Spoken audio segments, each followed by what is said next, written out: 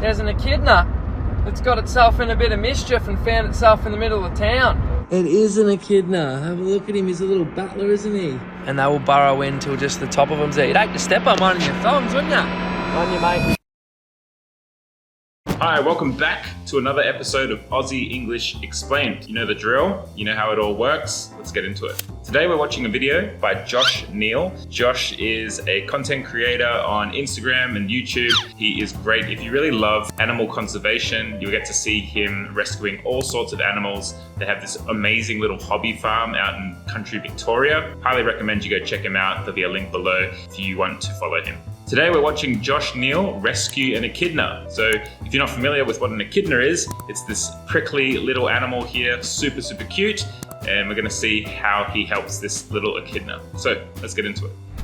Oh, just touring home from work and I just got a call. Touring home, from context, we can assume that he means driving home. I've never actually heard this phrase used before, but it has a feeling of like cruising home, that he's just sort of coming home in a casual way.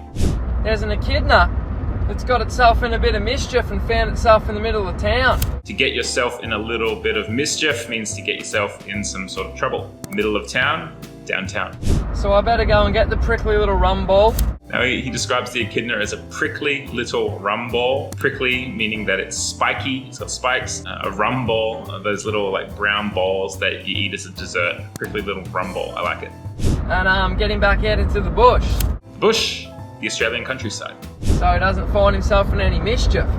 There's too many dogs in town, even though they've got pretty good defences against dogs.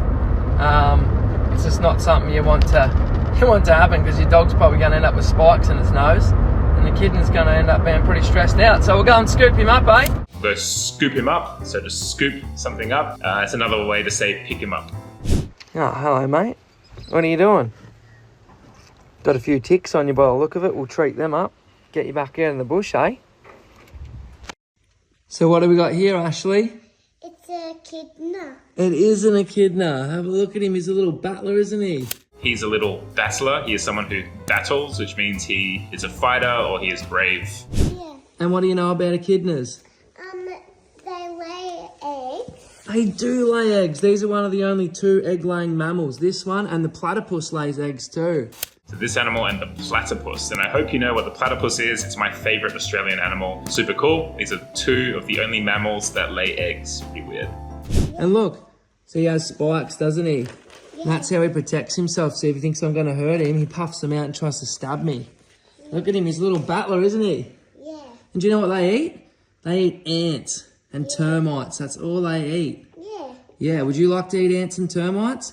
I eat fruit. Yeah, you do eat fruit. So I just want to highlight here, she says, I eat fruit. He says, yeah, you do eat fruit. And how we sometimes use, instead of saying, yeah, you eat fruit, we say, yeah, you do eat fruit. There is emphasis there because he is agreeing with what she said. So yeah, you do that. And do you know, when these have babies, do you remember what they're called?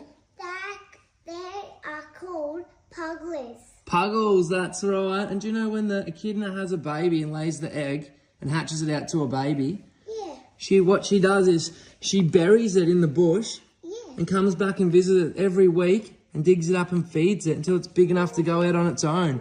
And then it grows spikes. Yeah. How cool. So we got this one from in town and now we're going to get him out and put him back in the bush, aren't we? I didn't know that a baby echidna is called a puggle. That's pretty cool. Yeah. All right. On ya. Anya. If you're wondering why they say Onya, it's short for good on ya, which means basically a good job or well done or cool or thanks, depending on the context. All right, you little legend. Your little legend. Legend, again, slang for someone that we admire or someone that we like. You can use it for people or animals. We'll give you a bit of medicine and then we'll get you on your way out here into the bush, eh? Look at him go. That's how they dig down in the bush. See that? So they're pretty much unmovable when they get their claws into there, aren't you, mate?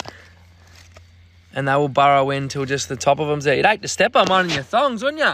You wouldn't want to step on one with your thongs. Thongs are flip-flops in Australia. I hope you know this one. This is one that we get teased a lot about by Americans. They're wondering, why do you wear thongs on your feet?